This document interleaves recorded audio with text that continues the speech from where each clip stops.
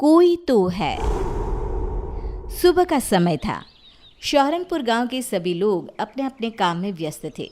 कोई खेतों में काम कर रहा था तो कोई अपनी गाय भैंसों को चारा दे रहा था। कुछ बच्चे गांव की नदी के पास गेंद से खेल रहे थे। खेलते खेलते तभी सोनू के हाथ से गेंद नदी में गिर जाती है। सोनू, तूने मेरी गेंद फेंकी है नदी में तो तू ही लाकर देगा। पर मैंने जानबूझकर तो नहीं फेंकी, तुम सबने देखा। मुझे कुछ नहीं पता, मुझे बस मेरी गेंद चाहिए। अरे छोड़ो ना, तुम दोनों एक गेंद के पीछे लड़ाई क्यों कर रहे हो? एक गेंद ही तो है ना, दूसरी खरीद लेंगे। वो गेंद मेरे मामा शहर से मेरे लिए लाए थे, जो इसने अभी अभी नदी में फेंक दी। तू बड़ी इसकी तरफदारी कर रहा है, तू ही क्यों नहीं ला देता मेरी गेंद? हाँ ठीक है, मैं ही लाऊंगा तेरी गेंद। पिंटू तरुण की गेंद लाने के लिए नदी में जाता है।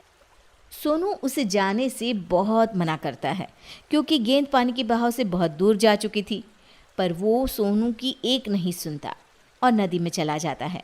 नदी में जाते ही उसका पैर फिसल जाता है और वो ज़ोर ज़ोर से चिल्लाने लगता है, बचाओ बचाओ, कोई मुझे, मैं डूब रहा हूँ। तुम्हारी वजह से देखो क्या हो गया, पिंटू डूब रहा है। पिंटू, तुम चिंता ना करो, मैं अभी किसी को मदद के लिए लाता हूँ। सोनू गांव से किसी को बुलाकर लाता, उससे पहले पिंटू खुद ही पानी से बाहर आ जाता है। तभी सोनू पिंटू की माँ को अपने साथ लेकर आता है। मेरे बच्चे, तू नदी में क्यों गया था? अगर तुझे कुछ हो जाता तो मेरा क्या होता? पर तू बाहर कैसे आया? मुझे ऐसा लगा जैसे किसी ने मुझे पकड़कर नदी से बाहर निकाला है, पर जब मैंने अपने पीछे मुड़कर देखा तो वहाँ कोई नहीं था। पर माँ, सच में कोई तो था। अरे किसी ने भी बचाया हो, मेरा बच्चा बच गया, बस मुझे और क्या चाहिए। चल अब घर चलते हैं। बात को टालते हुए रामती और बाकी बच्चे वहां से अपने अपने घर चले जाते हैं। अगले दिन सुबह सुबह कल्लू अपनी पत्नी को खूब मार रहा होता है क्योंकि एक तो उसने नशा किया हुआ था, ऊपर से आज रेखा से सब्जी में थोड़ा नमक तेज हो गया था। इतना घटिया खाना कौन बनाता है? आज से तू इस घर में नहीं रहेगी, निकल जा यहाँ से। मुझे माफ कर दीजिए, आगे से मैं ध्यान से खाना बनाऊंगी, बस मुझे घर से ना निकालिए। अरे क्यों मार रहा है बेचारे को? ऐसा उसने क्या कर दिया जो उसे मारे ही जा रहा है? इसको बिल्कुल भी खाना बनाने नहीं आता, कभी मिर्ची तेज कर देगी तो कभी नमक। इसका मतलब तू उसे मारेगा? अरे कभी कभी तो हमसे भी खाना अच्छा नहीं बनता, हमारे पति तो हमें बिल्कुल नहीं मारते। पर मैं आज इसे नहीं छोड़ूंगा, ये तभी सुधरेगी। कल्लू अपनी पत्नी पर जैसे ही हाथ उठाने वाला होता है, कल्लू के सर पर पीछे से कोई थप्पड़ मारता है। कल्लू पीछे मुड़कर देखता है तो पीछे कोई नहीं होता।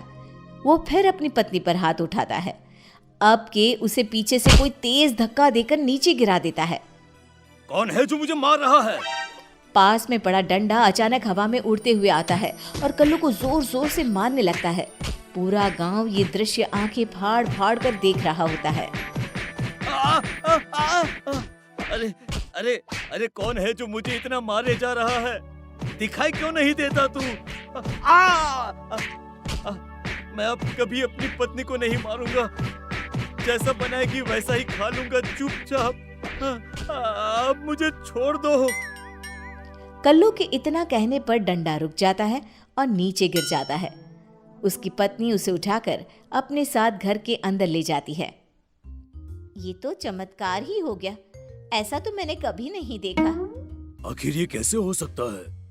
सामने कोई दिखाई नहीं पड़ रहा था और डंडा अपने आप कल्लू को पीटे जा रहा था। कुछ भी हो भीमा भाई, जो हुआ बहुत अच्छा हुआ। गांव के सभी लोग वहां से चले तो जाते हैं, पर रोज गांव में ऐसी ही घटना होने लगी जिसमें गांव वालों को शक होता है कि कोई तो है पर दिखाई नहीं देता वो। कुछ दिन बाद मनोरमा के झोपड़े में अचानक आग लग जाती है। उसके साथ उसका 2 साल का बच्चा भी अंदर झोपड़े में ही होता है। बचाओ बचाओ, कोई हमें! आग आग! अरे गांव वालों, मनोरमा बहन के झोपड़े में आग लग गई है, जल्दी आ जाओ। अगर इस आग को जल्दी से नहीं बुझाया तो मनोरमा और उसका बच्चा इसी आग में जलकर मर जाएंगे। उसका पति भी घर पर नहीं है। अरे वो तो खेत पर है। बातें बनाना बंद करो और जल्दी से इस आग को बुझाओ, जल्दी करो। आग इतनी तेज थी कि काबू में नहीं आ रही थी। हे भगवान बचा ले, अब तेरा ही सहारा है, मेरे बच्चे को बचा ले। तभी एक जोर का झोंका आता है आंधी का, धूल भरी, उसमें ढेर सारी रेत और मिट्टी थी। गांव वाले अपनी अपनी आंखें बंद कर लेते हैं क्योंकि आंधी में उन्हें कुछ भी दिखाई नहीं पड़ रहा था। तभी वो धूल भरा झोंका मनोरमा के झोपड़े से टकराता है। मिट्टी और रेत की वजह से आग बुझ जाती है और मनोरमा अपने बच्चे को लेकर बाहर आ जाती है। ये तो चमत्कार ही हो गया। एक पल में आंधी आई और आग बुझाकर चली गई। ऐसा लग रहा है जैसे जानबूझकर किसी ने वो आग बुझाई हो। कोई तो था जिसने मेरी और मेरे बच्चे की जान बचाई, पर वो दिखाई नहीं दिया। ये हमारे गांव में क्या हो रहा है? कोई तो है पर वो हमें दिखाई क्यों नहीं देता? काकी ने बिल्कुल सही कहा। इस गांव में कभी भी कोई मुसीबत हो तो वो तुरंत आकर उसे बचा लेता है, पर कभी किसी ने उसे देखा नहीं, बस महसूस किया है। अरे मैं तो कहता हूँ क्यों न हम सब मंदिर के पंडित के पास चले। हाँ हाँ, ये सही रहेगा। वो पंडित जी बहुत पहुँचे हुए पंडित हैं, वो जरूर बताएंगे इसके बारे में। फिर सभी गांव वाले मिलकर मंदिर जाते हैं पंडित से मिलने। अरे भाई क्या हुआ? आज पूरा गांव मंदिर में कैसे? जरूर कोई बात है। आपने बिल्कुल सही कहा, हम सब आपसे उसके बारे में ही पूछने आए हैं, जो गांव में है तो सही पर दिखाई नहीं देता। पर हम सबको पूरा विश्वास है कोई तो है जो सबकी इतनी मदद करता है। तभी मंदिर की जोर से घंटी बजती है। सभी गांव वाले घंटी की तरफ देखते हैं पर वहां कोई नहीं होता।